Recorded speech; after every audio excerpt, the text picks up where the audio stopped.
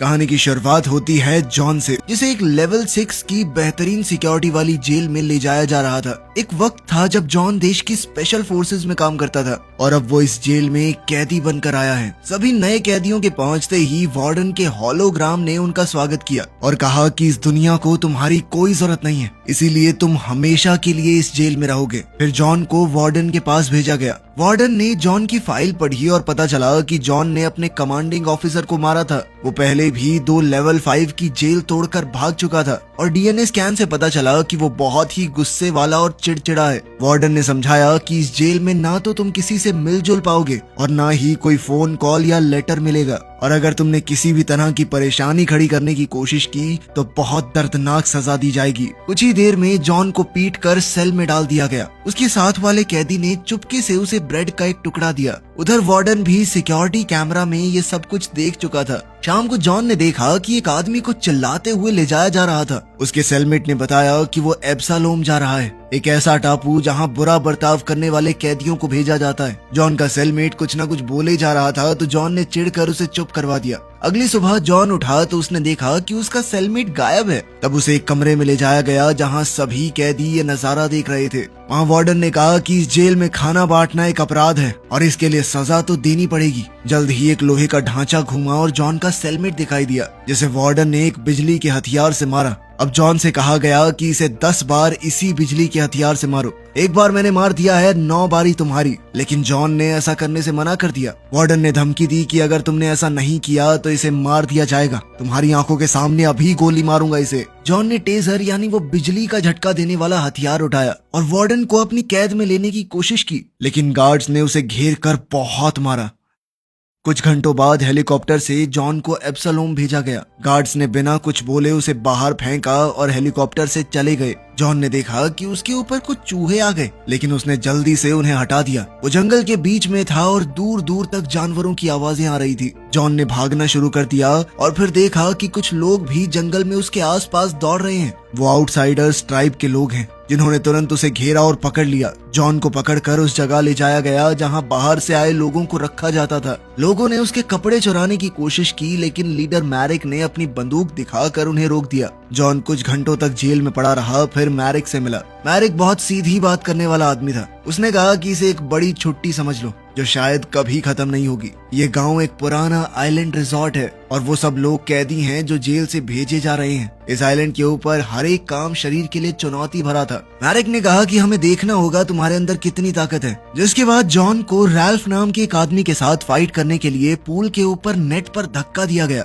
और साथ ही एक ब्लेड पकड़ा दिया गया। रैल्फ ने अपनी ताकत दिखाते हुए एक स्टैचू को तोड़ दिया, जिससे जॉन कुछ खास इंप्रेस नहीं हुआ। उसने अपना ब्लेड फेंक कर रैल्फ की छाती पर मार दिया, जिसके बाद रैल्फ वहां से पानी में गिर गया। इस पर मैरिक ने खुश होकर जॉन को बधाई दी, लेकिन जॉन ने उसकी बात ज्यादा न सुनते हुए उसके हथियार चुराए और मैरिक को भी पानी में धक्का दे दिया। अब जॉन लोगों के झुंड के बीच से निकला अपनी बंदूक दिखाता हुआ, लेकिन वो बंदूक काम ही नहीं कर रही थी। वो जंगल में भागा, लोग उसे पकड़ने के लिए पीछे पीछे भाग रहे थे। वो जल्द ही एक पेड़ पर छुप गया और मौका मिलते ही एक आदमी को पकड़ लिया। पीछे से जाके उसकी गर्दन तोड़ दी और उसके हथियार भी चुरा लिए। फिर भागते हुए वो अचानक पहाड़ से गिर गया और उसकी टांग में चोट आ गई। जैसे तैसे उसने अपनी चोट की देखभाल की, लेकिन तभी एक आउटसाइडर उसके सामने लड़ने आ गया। लेकिन जॉन स्पेशल फोर्सेस में रह चुका था, उसने बड़ी ही आसानी से उसे मार गिराया। अभी भी आउटसाइडर ट्राइब के लोग जॉन का पीछा कर रहे थे। गलती से जॉन ने एक ट्रैप को एक्टिवेट कर दिया, जिसके बाद एक बड़ी लकड़ी उसके ऊपर से गिरी और पीछे लगा आउटसाइडर मर गया। स्कैब नाम के एक आदमी ने तीर से जॉन की टांग पर वार किया, पर जॉन भागता रहा। आउटसाइडर्स ने मिलकर उसे पहाड़ की चोटी पर घेर लिया और तीरों से उसके ऊपर हमला करने लगे, लेकिन जॉन फिर भी किसी तरह पानी में कूदकर बच गया।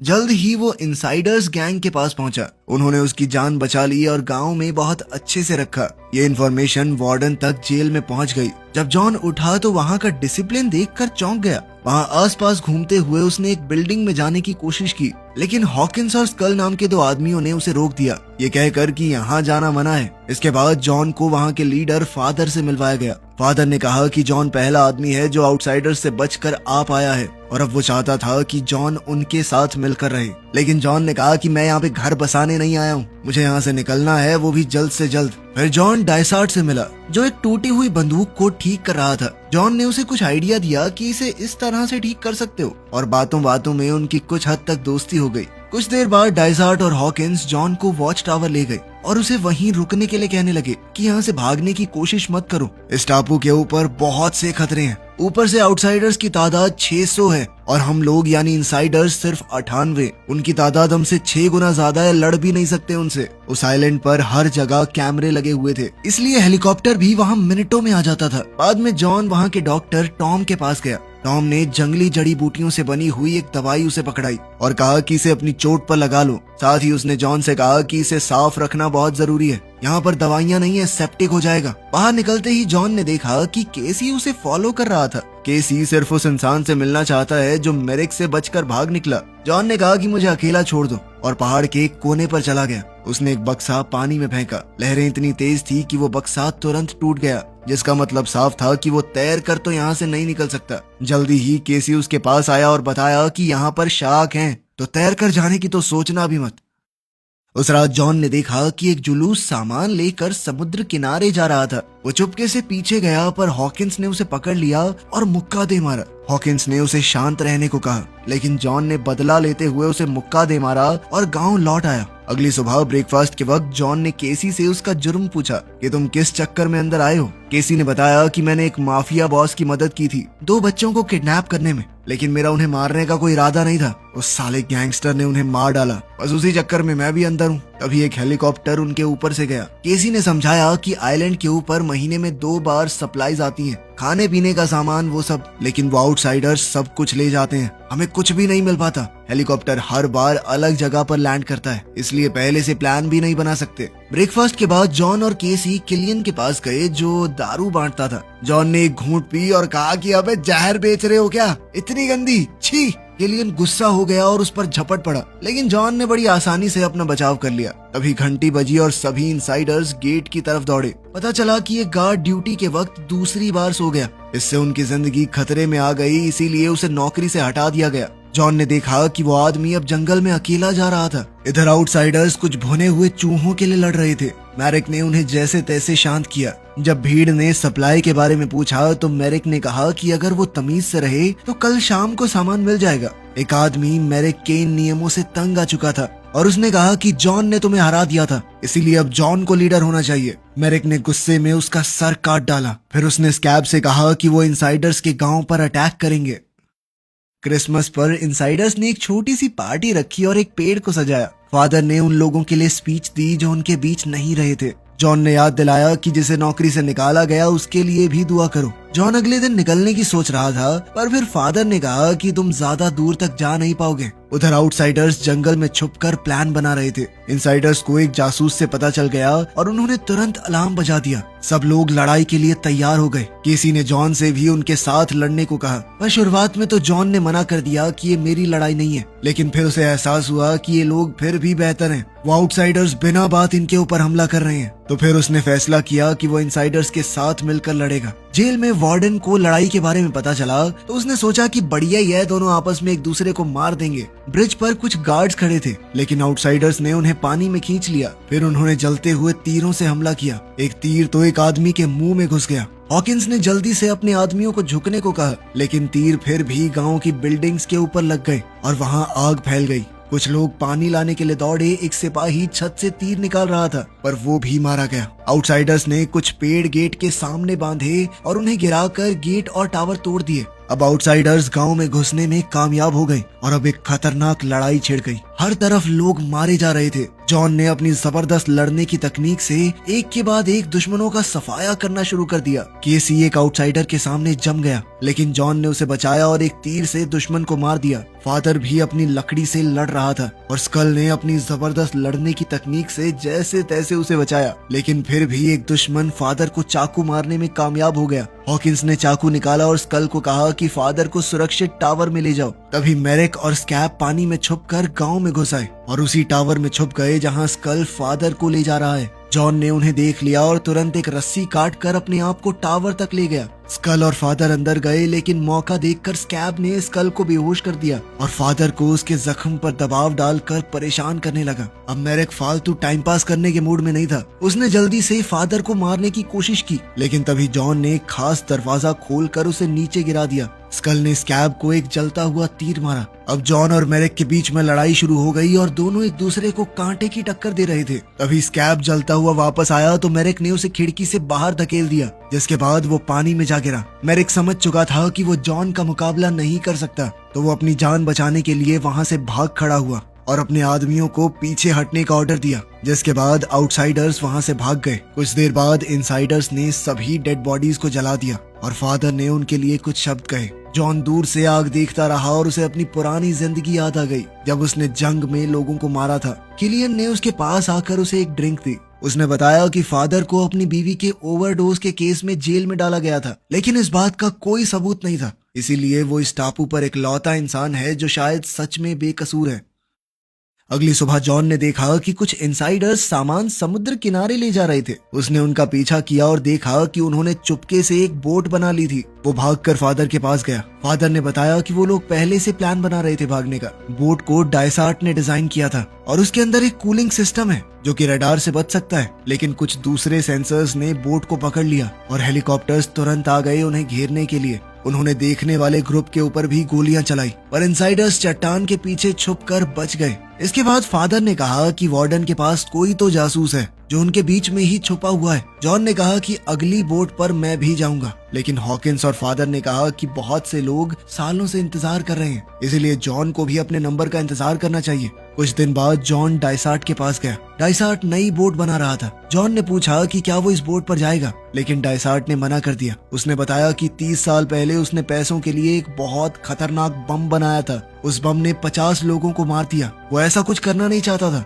इसीलिए वो सजा के तौर पर सारी उम्र इस टापू पर ही काटेगा। जॉन ने देखा कि डायसार्ट के पास कुछ पुराने शेवी इंजन है, लेकिन उसका डिस्ट्रीब्यूटर गायब है। फिर जॉन फादर के पास गया और एक शर्त रखी। इंजन का जो हिस्सा जो मिसिंग है वो मेरिक के कैंप से ले आएगा और बदले में उसे और केसी को अगली बोट पर भेजना होगा। फादर मान गया, लेकिन एक शर्त रखी। मेरिक के लोगों को टापू के बारे में बताना होगा ताकि सभी बच सकें। बाहर निकलते ही जॉन को हॉकिंस मिला। उसने जॉन को एक मैप दिया जिसमें मेरिक के कैंप तक का एकदम सेफ रास्ता है। डायसार्ट ने उसे कुछ बम दिए। केसी भी साथ चलना चाहता था, लेकिन जॉन ने उसे धकेल कर समझाया कि वहाँ बहुत ज्यादा खतरा है, बिना बात तू बोझ ही बनेगा मेरे ऊपर। इधर मेरिक ने अपने लोगों से कहा कि उसने सभी गैंग लीडर्स को मार दिया है। उसने सबके सर जमीन पर काट फेंके और अब आपस में कोई खिचपिच और लड़ाई नहीं चलेगी। कुछ घंटों बाद जॉन आउटसाइडर कैंप तक पहुंच गया और ये देखकर वो चौंक गया कि केसी चुपके से उसका पीछा कर रहा था। अचानक केसी ने एक जाल में पैर रख दिया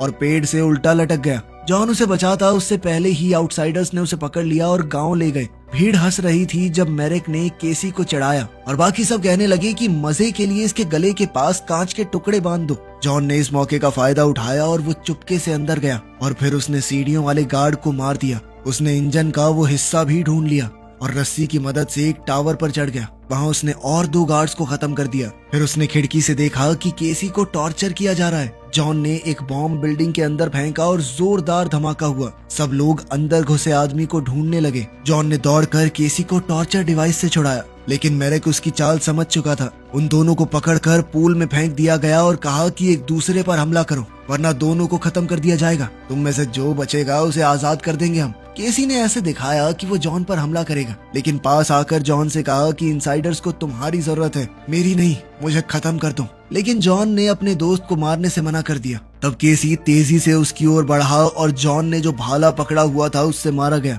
लेकिन मेरिक अपनी बात से फिर गया। उसने एक मशीन तैयार की ताकि वो जॉन को मार सके, लेकिन तभी आउटसाइडर्स में मौजूद जासूस ने उसे गिरा दिया। जासूस ने जॉन को कहा कि गांव लौटकर फादर को बता देना कि मेरिक सब गैंग्स को इकट्ठा करके दूसरा अटैक करने वाला है।